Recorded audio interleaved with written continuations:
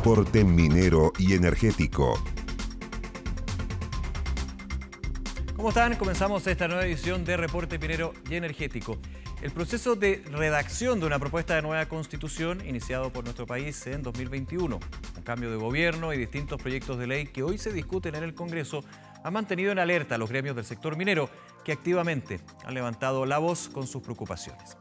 Si bien la incertidumbre asociada a estos cambios ha ido disminuyendo luego de la entrega del borrador de nueva Carta Magna y también de la apertura al diálogo por parte de instituciones como el Ministerio de Hacienda para buscar mecanismos consensuados de recaudación de recursos para el Estado, aún la industria se mantiene expectante frente al futuro. Para conversar sobre este contexto, miradas de futuro y también los desafíos que enfrenta la minería y conocer las preocupaciones que tienen los gremios, conversaremos con el presidente de Sonami, Diego Hernández. Además, analizaremos el estado de avance de la política de fundiciones del país, industria estratégica para el desarrollo sustentable del mercado del cobre, y conoceremos más sobre las sales solares que permitirán contar con energía proveniente del sol sin interrupciones. Algunos de los temas que vamos a estar tratando en el programa. Acompáñenos en este nuevo capítulo de Reporte Minero y Energético.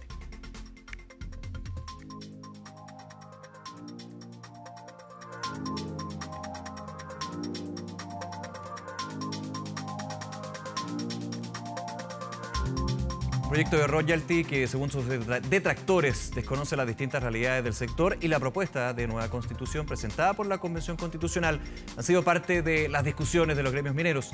Para analizar el marco regulatorio en que se desarrollaría la industria y los desafíos que implican, conversamos a esta hora en contacto con el presidente de Sonami, Diego Hernández. Diego, muchísimas gracias por acompañarnos. Muy buenas tardes. ¿Qué tal?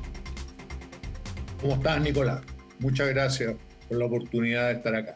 Gracias por el tiempo, Diego, y quiero preguntarle primero que todo, hay varios temas, y aprovechando esta conversación.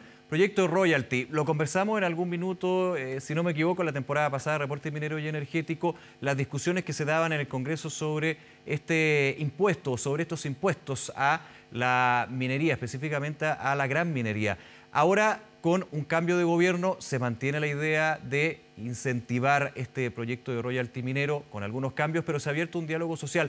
¿Cómo evalúa este punto y, podríamos decir, este nuevo capítulo en la discusión sobre este royalty?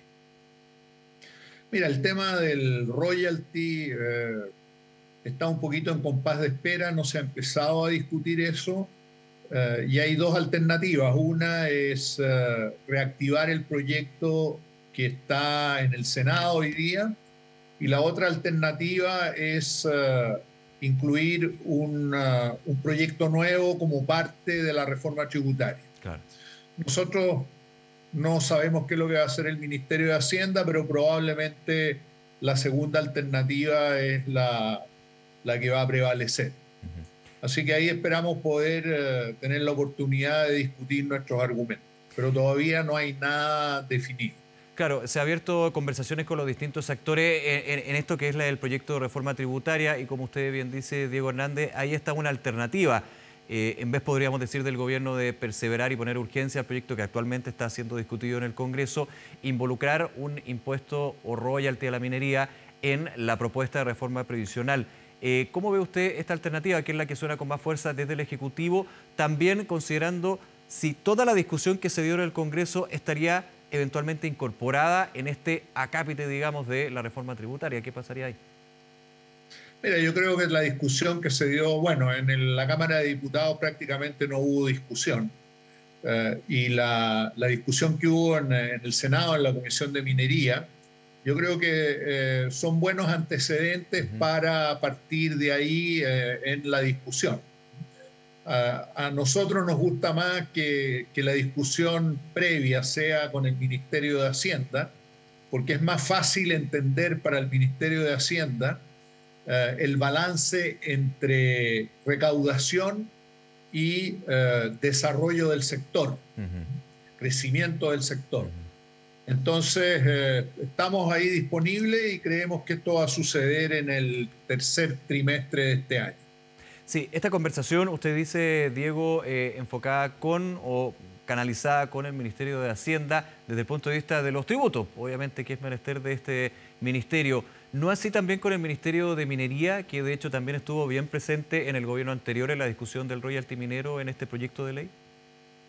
Mira, yo creo que ahí, si hacemos recuerdo, el Ministerio de Minería no estuvo presente, ¿eh? El gobierno anterior no presentó ninguna indicación a ese proyecto. Así que la discusión se realizó solamente en el Senado, en la Comisión de Minería del Senado. Pero sí nos parece bien que la discusión previa al borrador, al proyecto de ley que se va a enviar, sea en el Ministerio de Hacienda con el Ministerio de Minería también y el Ministerio de Economía eventualmente. Claro. Para ir cerrando este tema, Diego Hernández, en esa lógica y a la espera también de lo que sean estos diálogos, sí, el actuar en este sentido del Ejecutivo con miras a un royalty minero. Y en esta conversación que tuvimos también en el programa donde se veían los pros y los contras, los pros, digamos, de que efectivamente aumente la carga tributaria hacia la minería con los beneficios para las regiones donde se desarrolla, para otras políticas públicas, pero la forma es lo que siempre ha sido criticado por la industria. ¿Hacia qué se debe cobrar los impuestos? ¿De qué forma? ¿Y cuáles son los límites también que se van impulsando en ese sentido? Y el desincentivo también, uso de ese concepto, para lo que podrían ser proyectos futuros. ¿Esto sigue en pie ese análisis a la espera también de esa conversación con el Ministerio de Hacienda? ¿Se va a presentar eso? Sin duda, nosotros somos partidarios de modificar el impuesto específico a la actividad minera, el actual royalty, que es sobre el margen operacional, y somos contra que sea ad valorem, que sería un porcentaje de las ventas, porque y eso relacionado solamente con el precio del cobre, que esa es la propuesta. El precio del cobre, naturalmente, que es muy importante en los resultados de las empresas mineras, pero no es el único factor. Hay un montón de otros factores que influyen, como la tasa de cambio, el precio del petróleo, la inflación interna, etcétera, etcétera. Entonces, creemos que el impuesto específico, cuando es al margen operacional, recoge todos estos factores y no solamente uno. Aprovecho ese punto aunque sea el más importante. Sí, claro, aprovecho ese punto de lo del precio para hacer un paréntesis y también un balance en su mirada, Diego Hernández, de lo que está sucediendo en la industria, porque muchos podrían decir, claro, con un cobre que está sobre los $4, descartando la idea en algún minuto que conversábamos del superciclo, porque ha sido bien variable, pero de todas maneras un precio atractivo del metal rojo. Hay otros elementos que pueden jugar en contra o lo están haciendo en la industria, por ejemplo, el alza en los costos de distinto tipo y también leyes más bajas y una proyección de demanda por algunos minerales que es bastante ambiciosa para lo que en algún minuto se ha dicho este juego de oferta y demanda, la capacidad de extraer y producir y exportar también. ¿Cómo se va en la dinámica actualmente estos temas? Con la coyuntura política de Perú y de Chile, los últimos 2 años, no ha habido nuevas inversiones o intenciones de hacer nuevas inversiones. Hay una cartera de proyectos muy interesante que Cochilco la evalúa acá en Chile en más de $70.000 millones que se podrían ejecutar en los próximos 10 años.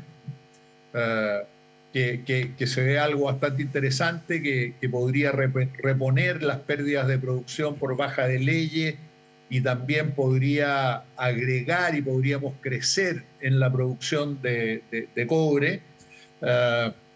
Eso no va a ser posible mientras no haya certeza jurídica, mientras las reglas del juego, tanto tributarias, pero también, y muy importante, lo que finalmente refleje la nueva Constitución, si es que es aprobada, eso es fundamental para que puedan materializarse estas nuevas inversiones.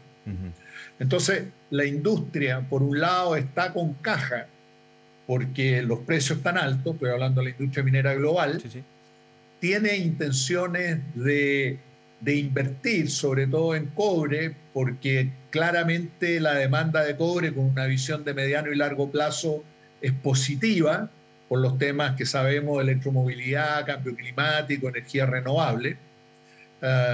Y nosotros tenemos una cartera de proyectos ahí a la espera. Claro. Entonces, si se despeja el tema de seguridad jurídica favorablemente, sin duda que estos proyectos se van a materializar. Y en Perú pasa más o menos lo mismo, y entre los dos países estamos cerca del 40%, un poquito abajo del 40% de la producción de cobre de mina a nivel mundial. Vamos a ese tema justamente. La Convención Constitucional ya está presentado un borrador que actualmente está siendo discutido, conversado y votado por las comisiones de preámbulo, normas transitorias y también la Comisión de Armonización. Pero ya queda bastante claridad con respecto a cuál va a ser la propuesta y los efectos que podría tener en la industria minera. ¿Cuál es la evaluación que tiene Sonami al respecto de esta propuesta de nueva Constitución, que recordemos tiene que ser votada en el plebiscito del 4 de septiembre? Mira, nosotros hicimos una iniciativa popular de norma, hicimos una propuesta, trabajamos bastante, más de un año y medio en eso, y lo presentamos en la convención, pero todas nuestras ideas fueron rechazadas y finalmente se había optado por reemplazar los derechos mineros por una autorización administrativa, lo que naturalmente afectaba negativamente a la industria. Eso fue rechazado en el plenario, aunque ahora en las normas transitorias, la comisión número 5, que es la de medio ambiente y que ve los temas mineros, repuso algunos artículos tales como la nacionalización, las autorizaciones administrativas y otros más que son negativos desde nuestro punto de vista y que no favorecen la retomada de la inversión. Y eso fue enviado como norma transitoria, aunque naturalmente creemos que no es una norma transitoria. Y ahí hay un aprovechamiento de la gente que quiere que eso finalmente se apruebe y se siga discutiendo. Entonces estamos a la espera. Hay ahora las normas transitorias ya fueron presentadas, tienen que ser votadas y finalmente tienen que ser aprobadas por 3/5, por 60%. Y si no son aprobadas por 3/5, vuelve a la comisión nuevamente.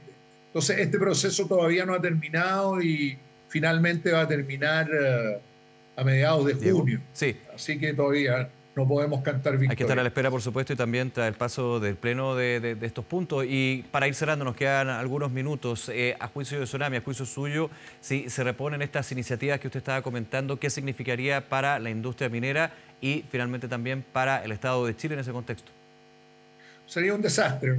No habría más, en el corto plazo no habría inversión minera, corto-mediano plazo, y finalmente este gobierno, si quiere volver a atraer la inversión, va a tener que establecer una especie de decreto de fuerza de ley para poder hacer contratos y bueno, bien. Tú sabes que la historia es circular y se repetiría el ciclo que vivimos a partir de los años 90.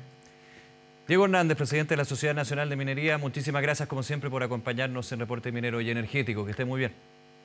Muchas gracias, Nicolás. Hasta luego, gracias. Durante 53 años, SQM ha contribuido a entregar soluciones para el progreso humano. Sus productos son esenciales para la industria de la salud, alimentación, tecnología y la generación de energías limpias que mueven al mundo. Una pausa, ya regresamos con más del programa.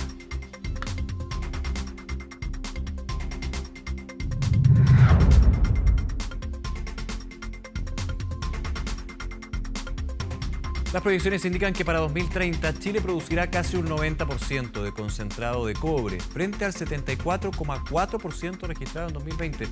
Debido al aumento de concentrados complejos, que son castigados por los compradores, adquiere mayor relevancia la industria fundidora. Pero, ¿cómo han avanzado las iniciativas que buscan posicionar al sector? Con los años, Chile ha registrado un aumento progresivo de las exportaciones de concentrados de cobre, los que representaron más del 55% de las exportaciones totales de productos de este metal en 2020. Dado los contenidos de arsénico presentes en estos productos, más del 64% de los contratos, según tonelaje comprometido, fueron castigados por sus impurezas entre 2018 y 2020. Debido a los nuevos objetivos de sustentabilidad planteados por el país y la industria, cabe preguntarse, ¿en qué está la discusión en torno a aumentar la capacidad fundidora del país? En Chile, en materia de fundiciones, lamentablemente no hemos quedado atrás. Nuestras fundiciones son las menos competitivas. Tenemos todavía en ellas tecnología de los años 70. Las estatales están en la peor situación. Las dos fundiciones privadas que tenemos son las que tienen resultados positivos, tienen mejores desempeños ambientales, y las nuestras, como digo, se han quedado atrás producto de un cierto descuido que ha habido por este negocio. Hoy día lo que hacemos en más del 55-60% estamos exportando concentrado. Y el concentrado lleva, aparte de una parte de cobre, lleva otros minerales y también muchas sustancias inservibles. Chile tiene 7 fundiciones y funde más o menos lo mismo que hace 35 años atrás. O sea, no ha aumentado la capacidad de fundición en Chile. Hay algunas fundiciones que han reducido su capacidad y otras la han aumentado, pero en total estamos produciendo lo mismo. Para 2030 se proyecta que el 89,5% de la producción de cobre provenga de concentrados, exportándose un 75,6% de dicho monto, mientras que las fundiciones chilenas solo representarán un 5% a nivel mundial. China se metió en este negocio a principios de los 2000 y construyó muchas fundiciones, de tal forma que los costos de tratamiento y refinación bajaron mucho. Entonces fue poco atractivo invertir en fundiciones, incluso en la mejora de fundiciones existentes y también en fundiciones nuevas, salvo en China. Entonces ese es el motivo principal por el cual no se han construido fundiciones en América Latina, y fuera de Asia se han construido muy pocas fundiciones en estos últimos 15 años. En China se están produciendo restricciones a la recepción de concentrados que sean complejos, de manera que, dada la importancia que tiene para nosotros la minería del cobre, en mi opinión creo que debiéramos hacer un esfuerzo país por incentivar el desarrollo de fundiciones. La necesidad de atender el complejo escenario de las fundiciones y su impacto ambiental impulsaron nuevas iniciativas por parte de ENAMI y del nuevo gobierno. Nosotros hemos retomado el estudio de algunos proyectos de inversión que reemplazaban alguna de estas empresas fundidoras nuestras, estatales, y que están muy obsoletas. Y eso significa reponer algunas de ellas, pero también estamos analizando la posibilidad de instalar otras o de evaluar la posibilidad de que existan asociaciones públicas o privadas que puedan también fortalecer esta capacidad industrial. Tenemos un proyecto de nueva fundición en Paipote que reemplaza la actual, un proyecto que quedó detenido. El actual directorio ha decidido retomarlo. Vamos a sostener en la próxima semana reuniones con los medianos mineros de la región de Atacama, que debieran ser quienes van a abastecer esta nueva fundición que se proyecta del doble del tamaño de la que tenemos hoy. Y vamos a iniciar también los trabajos y contactos con el gobierno para obtener las autorizaciones de cómo se va a financiar este proyecto. Y aquí estamos hablando de una fundición de primer nivel a nivel de tecnología a nivel mundial. Uno de los grandes desafíos para la producción de energía solar es su continuidad durante la noche. Sin embargo, la tecnología termosolar se está posicionando como una solución para que la generación de electricidad sea continua durante las 24 horas del día. Esta innovación es posible gracias a las sales solares que son producidas por SQM. Conozcamos más sobre este material. Nosotros estamos hoy día en una transición energética hacia una economía que es más sostenible, más equilibrada con el medio ambiente. Y eso requiere la utilización de energías renovables, particularmente una energía que es sumamente accesible, como es la energía solar. Ahora, la energía solar está disponible durante el día. La pregunta es cómo lo hacemos en la noche, para no tener que encender aquellas fuentes de generación energética que son contaminantes. En el mercado de la energía renovable existen dos tipos de plantas que son las principales. Las plantas que generan electricidad a través de paneles solares y las plantas termosolares que son capaces de generar electricidad a través de energía térmica durante el día y de la noche. Ahora, ¿cómo lo hacen? ¿Cómo logran generar energía durante la noche? Nuestras sales son las sales de nitrato y potasio. La combinación de nitrato y potasio permite generar una sal que es capaz de acumular energía y esa energía después es entregada durante la noche. Las sales solares, digamos que funcionan como una batería. Nosotros calentamos la sal directamente con el reflejo de la luz del sol en los espejos hacia lo alto de la torre. En lo alto de la torre, en el equipo, circulamos la sal, que pasa de 300 grados a 600 grados. En ese estado se sigue calentando la sal y la sal sigue almacenando energía.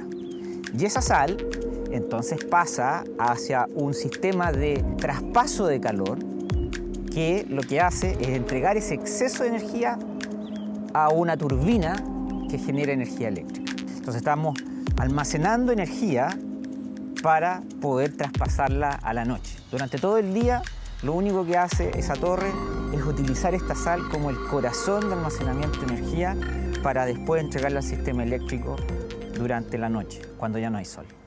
El tema es que esta sal no es sal normal como la que usamos para la comida. Sí que el componente es la sal normal, pero necesita un refinamiento.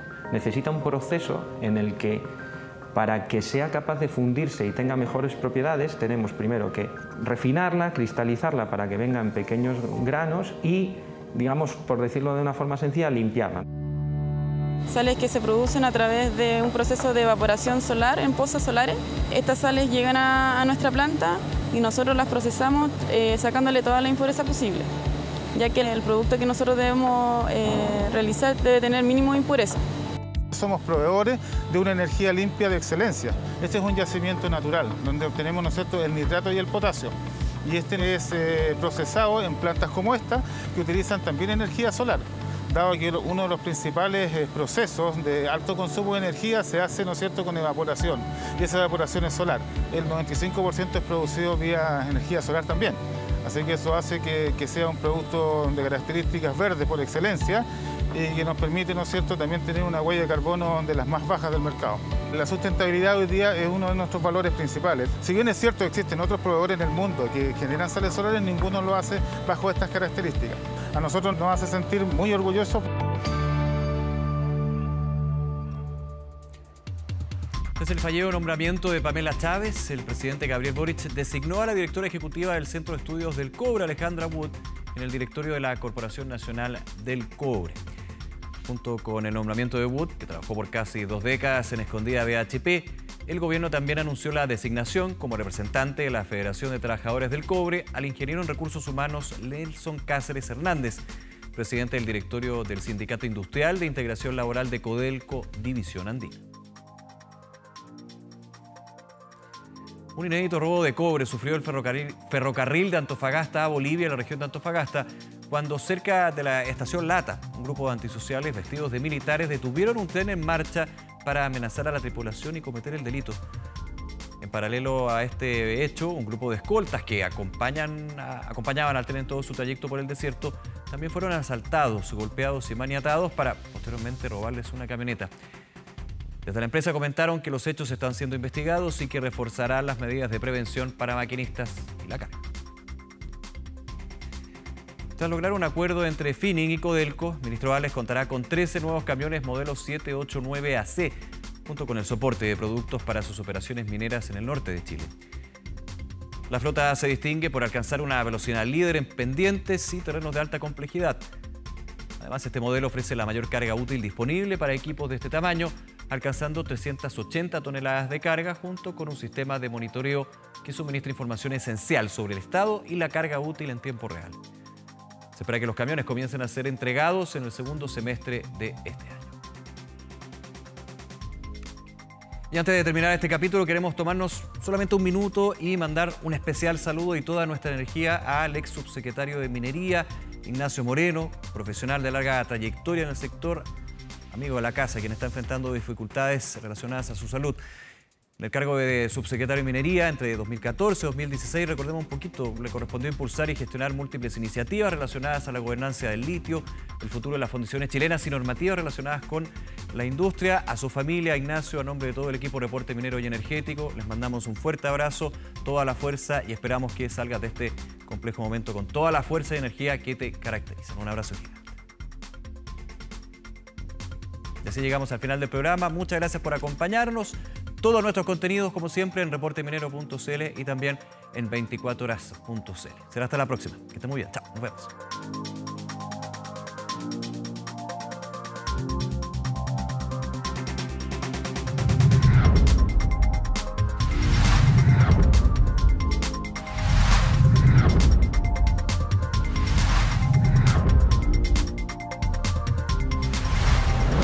Reporte minero y energético.